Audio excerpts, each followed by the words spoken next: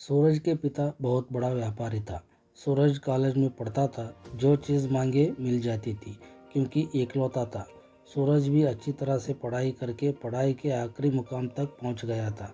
एक दिन शाम को अपने पिताजी से बात करते हुए पिताजी ने पूछा, बेटा कुछ महीनों में तुम अपनी पढ़ाई पूरी कर लोगे, आगे क्या सोचा है? बेटा बोला, पिताजी मैंने आपसे सीख लिया है कि व्यापार कैसे करते हैं। पढ़ाई से कुछ नई विषय भी परिचित हो गई है। मैंने सोच लिया है कि खुद का बिजनेस कर लो। बड़ी खुशी की बात है बेटा, वैसे ही कर ले। और तुम अपनी पढ़ाई पूरी करने के वास्ते तुम्हें मैं कुछ तोहफा देना चाहता हूँ। पूछो क्या चाहिए तुम्हें? पिताजी बोले।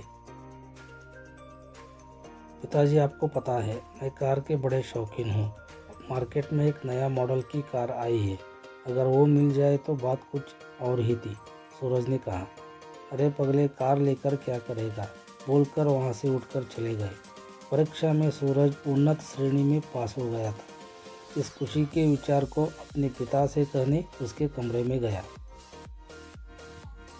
और पास होने के विचार को पिता से कह गया। पिता बहुत खुश हुए, बेटे को गले से लगाया और वही टेबल पर रखा हुआ एक कवर को सूरज के हाथ में पकड़ा दिया और कहा, बेटा ये तुम्हारा सफल होने का तोहफा है, जा बेटा जी ले अपनी ज़िंदगी। सूरज उस तोहफे को लेकर बहुत ही खुश हुआ। खोल कर देखता है, उसमें एक भगवत गीता की एक प्रति थी। सूरज का गुस्सा 7वें आसमान पर चढ़ गया, दिल टूट गया।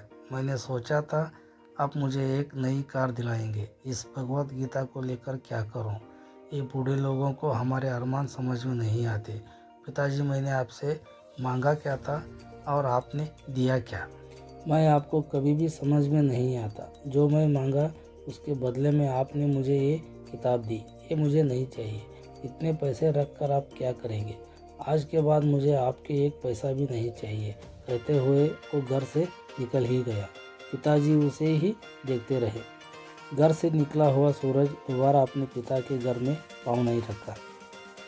पिताजी उसके बाद सूरज को संपर्क करने की बहुत कोशिश की, मगर सूरज ने साफ इनकार कर दिया।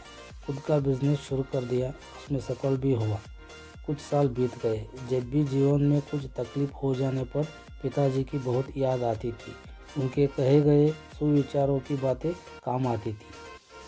एक दिन पिताजी के घर का नौकर दौड़ते हुए आके कहा, अभी अभी आपके पिताजी गुजर गए। सूरज घबरा कर घर की तरफ दौड़ा, अपराधी भाव से तड़प उठा।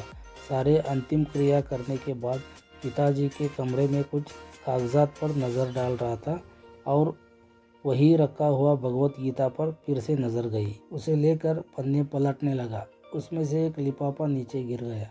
उसे खोला था, खोल के देखा, नई कार की रसीदी थी। सारे पैसे भरकर पाया हुआ रसीदी थी। वो सूरज के पिता उसी दिन कार खरीद कर लाए थे। सूरज बहुत रोया और अपने आप से कहने लगा, पिताजी मैं आपको समझ नहीं पाया। आपने मेरे लिए उसी दिन कार ले ली थी। मैं घर छोड़कर आपको बहुत ही दुख पहुंचाया। आपने मेरी यादों में ही दम तोड़ दिया है। मैं अपने आप को कभी माफ़ नहीं करूंगा। अब कुछ नहीं हो सकता, सब कुछ हाथ से निकल गए हैं। दोस्तों कैसी लगी हमारी कहानी? हमारे चैनल को सब्सक्राइब कर दीजिए, लाइक कर दीजिए, बेल आइकन को दबा दीजिए और इस वीडियो को ज़्यादा से ज़्यादा शेयर कर दीजिए। धन्यवाद दोस्तों।